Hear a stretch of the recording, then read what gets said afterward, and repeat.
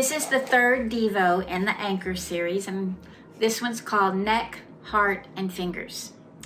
A synonym for anchoring is binding, and binding is tying ourselves to something tightly so that we don't lose what we tied up.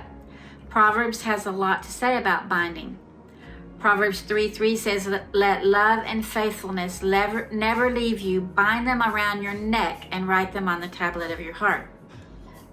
Proverbs 6 says, "My son, keep your father's command and don't forsake your mother's teaching. Bind them on your heart, fasten them on your neck, and when you walk they will guide you, and when you sleep they will watch over you. When you awake they will speak to you." Proverbs 7 says, "Keep my commands and you will live. Guard my teaching as the apple of your eye. Bind them on your fingers and write them on the tablet of your heart." So we see here that things we are to bind up are love and faithfulness, the teaching to remain pure, and wisdom. So why such strong language as to bind them around our neck, on the tablet of our hearts, and on our fingers?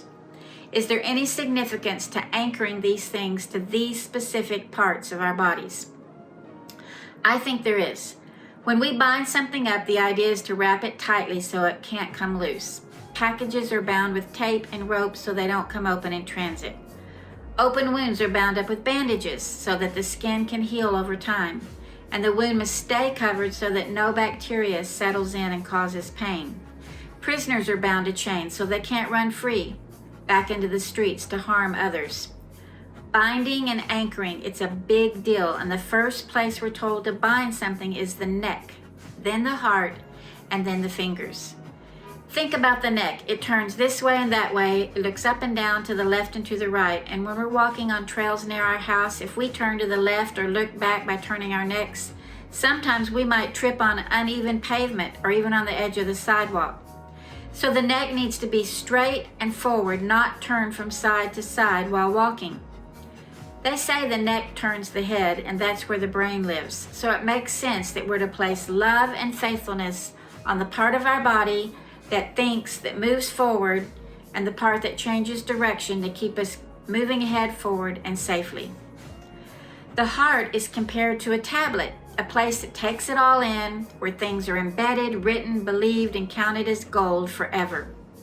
So it's important that we bind to our heart healthy things that cause our heart to pump strong and bold to keep us alive.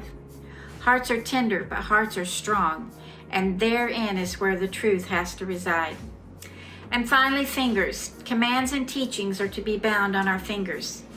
You know the old saying of tying a string on your finger to remember to do something and not removing that string until a task is done. In 2nd and 3rd Timothy, there are all sorts of reminders to this young man. Avoid godless chatter, flee evil and pursue righteousness, faith and love, avoid those that are ever learning but never coming to the knowledge of the truth. And it says people will be lovers of themselves, of money, boastful, proud, abusive, disobedient to parents, ungrateful, unholy, without love, unforgiving, slanderous, without self-control, brutal, not lovers of good, treacherous, rash, conceited, lovers of pleasure more than lovers of God. So the symbolism of tying a string on the finger is to remind yourself to bind these reminders to your memory so that they are not removed.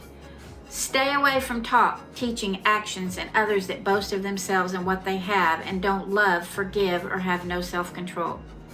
But bind these reminders on your fingers and remember the truths of the simplicity of the gospel to love Him and love others. Heart, neck, and fingers. Men and women wear necklaces or tags around their neck in remembrance of a person, children, or they carry sayings as memories of courage and hope around their necks. Hearts are obvious, the place to store and anchor hope and assurance. And fingers are where we wear those rings that we take when we make a covenant with another, or we give a ring to a child to remember to be pure. These are anchor spots on our bodies and are reminders to hold fast, never let go of what matters, being wise in salvation because of Jesus Christ, to bind to our heart, neck, and fingers.